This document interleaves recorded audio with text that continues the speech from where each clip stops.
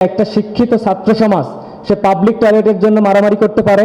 একেবারে মূল ঢাকায় অবস্থিত, মূল ঢাকায় বলতে এটাই তো পুরান ঢাকায়, এই আদি ঢাকায় অবস্থিত আমরা যে পরিবর্তনের আশাটা করেছিলাম, হয়তোবা আমরা সেই সুযোগটা মান্নান ভাইয়ের হাত দিতে পারিনি, কিন্তু আমাদের সময় কি শেষ হয়ে গেছে? শেষ হয়নি ইনশাল্লাহ।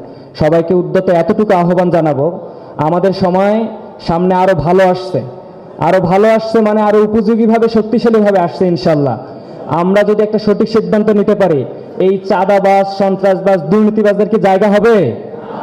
আমরা দেখেছি আমাদের ক্যাম্পাসগুলোতে নির্বাচনকালীন পরবর্তী সময়ে প্রথম রবিবার যখন ক্যাম্পাসে আসি, তারা সরাসরি ভিসির রুমে গেছে, ভিসিকে চাপ দিতে গিয়ে, পদত্যাগের চাপ দিতে গিয়ে তারা আরো 4-5 জনকে চাপ দিয়ে আসছে, ভিসিকে সাহস করে নেই। পাঞ্জাবের জগতে একটি বিশ্বস্ত নাম শাবাব এথনিক ওয়্যার। একটা শিক্ষিত ছাত্র সমাজ সে পাবলিক টয়লেটের জন্য মারামারি করতে পারে?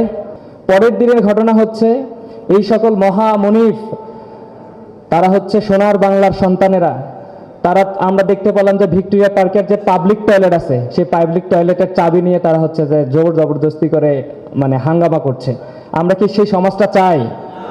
আপনার আমার কি সাধারণ সেন্স বলে একটা শিক্ষিত ছাত্র সমাজ সে পাবলিক টয়লেটের জন্য মারামারি করতে পারে?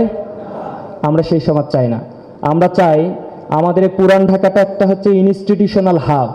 আপনি শুধু জগন্নাথ ইউনিভার্সিটি বা লক্ষ্মীবাজারটার দিকে একবার তাকান, লক্ষ্মীবাজারের পাশে যতগুলো ইনস্টিটিউশন আছে, এই ইনস্টিটিউশনগুলো সোজা করার জন্য হলে একজন একাডেমিক ব্যাকগ্রাউন্ডের লোক দরকার ছিল, কোনো ব্যবসায়ী দরকার ছিল না, একটা একাডেমিক ব্যাকগ্রাউন্ডের লোক দরকার ছিল। সেই লোকটা অবশ্যই একজন পারফেক্ট লোক ছিল, ডাক্তার আব্দুল মান্নান।